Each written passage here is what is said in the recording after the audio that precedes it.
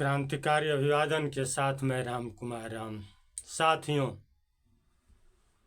आप सब देखिए सबसे पहले इस वीडियो को।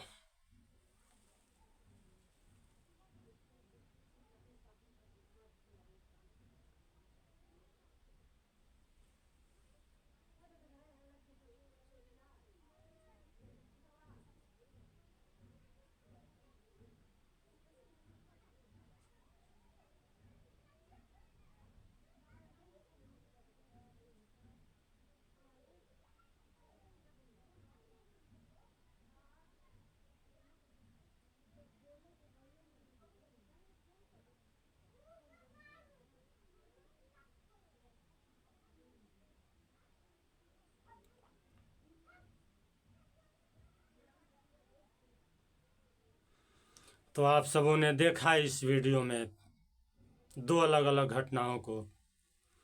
आपने देखा कि किस तरह से इन जय श्री राम वालों ने हाथ में जय श्री राम का झंडा लिए हुए किस तरह से एक मुस्लिम युवक को पीट पीट कर उसके मुंह से खून निकाल दिए हैं। और फिर ऊपर से हिंदुस्तान में रहना होगा, अब तो जय श्री राम कहना होगा के नारे लगा रहे हैं। साथियों, ये मुस्लिम परिवार जिस तरह से रो रहा है, उसके रोने के अंदाज बता रहे हैं कि आखिरकार ये मुस्लिम परिवार, पूरे देश का मुस्लिम परिवार कितना भय और आतंक के माहौल में जी रहा है। साथियों, उसके गुनाह को भी आप समझ पाए होंगे। इन जय श्री राम वालों ने जो नारा दिए हैं, हिंदुस्तान में रहना होगा तो जय श्री राम कहना होगा, उस नारे से ये साफ हो रहा है कि इस मुस्लिम भाई के साथ इनसे ज़बरदस्ती जय श्री राम कहलवाने की कोशिश की गई है। और जब ये जय श्री राम का नारा नहीं लगाया होगा तो इसके साथ इस तरह का दुर्व्यवहार किया गया है।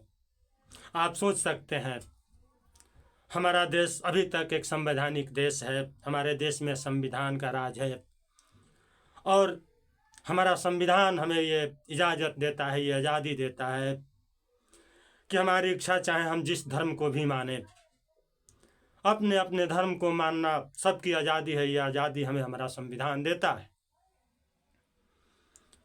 किसी को भी किसी के धार्मिक मामले में किसी भी प्रकार का कोई दखलंदाजी देना, कोई भेदभाव करना कानूनन जुर्म है। लेकिन आप देख रहे हैं इस संवैधानिक देश में इन ब्राह्मणों के काले करतूतों को। और फिर दूसरी वीडियो में, दूसरी घटना में आपने देखा कि किस तरह से इन जय श्री राम वालों ने ही एक युवक को पकड़ करके नंगा किए हैं और नंगा करके दोनों हाथ को दोनों तरफ से पकड़े हुए हैं और फिर उनके गुप्तांगों को किस तरह से आग से जला रहे हैं। ये घटना अभी एक दिन पहले की घटना है।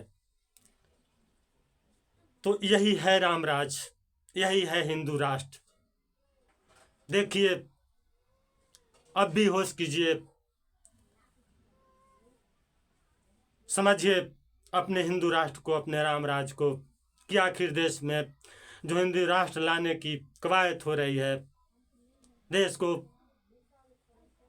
हिंदू राष्ट्र जो बनाने की कोशिश चल रही है, जो साजिश चल रहा है, आखिर हिंदू राष्ट्र बनेगा।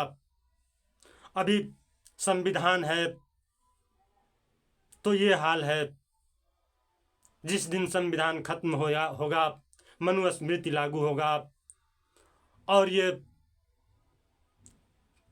धर्म का राज होगा, ब्राह्मणों का राज होगा, तो क्या होगा। साथियों, ऐसा नहीं है कि ये सिर्फ मुस्लिमों के साथ हो रहा है। और इसलिए हो रहा है कि इस देश का मुस्लिम आतंकवादी है, हिंदू विरोधी है, इसलिए उनके साथ ऐसा दुर्व्यवहार हो रहा है। ऐसी बात नहीं है। सच्चाई तो ये है कि मुस्लिमों को टारगेट किया जा रहा है, बेगुनाह मुस्लिमों को टारगेट करके हिंदू धर्म को मानने वालों की नज़रों में, हिंदुओं की नज़रों में मुस्लिम परिवारों को बदनाम किया जा रहा है, मुस्लिमों को बदनाम किया जा रहा है। हिंदू परिवार की नज़रों में मुस्लिमों के प्रति नफरत का जहर घोला जा रहा है और फिर इसी नफरत के जहर को घोल करके समस्त हिंदुओं का 2024 में बीजेपीकरण किया जाना है और फिर बीजेपीकरण करके 2024 को चुनाव जीता जाना है और फिर चुनाव जीत करके 2024 का इस देश का संविधान और लोकतंत्र खत्म करके इस देश के संविधान की जगह पर, भारतीय संविधान की जगह पर मनुस्मृति को संविधान बनाने और फिर इस देश के राष्ट्रीय झंडे तिरंगे की जगह पर भगवा झंडा लहराने और लहरा करके इस देश में मनुवाद, ब्राह्मणवाद का राज कायम करने की ये एक बहुत बड़ी साजिश है। और ये केवल मुस्लिमों के साथ नहीं हो रहा, बल्कि हमारा SC ST और OBC समाज भी इससे अछूता नहीं है कि उनके साथ ऐसा नहीं हो रहा है। आपने झेला है राजस्थान में, आपने देखा कि आपके बच्चे को घड़े से पानी निकाल करके पीने के जुर्म में किस तरह से पीट पीट कर मार दिया गया। उसी राजस्थान में मुछ रखने के गुनाह में आपके गार्जियन को क्या सजा दी गई। आपने देखा है कि आज भी आपके लोगों को पेशाब पिलाया जा रहा है। तो साथियों, इस तरह की घटना केवल मुस्लिमों के साथ नहीं हो रही है, हमारा SC ST OBC समाज भी इसको झेल रहा है।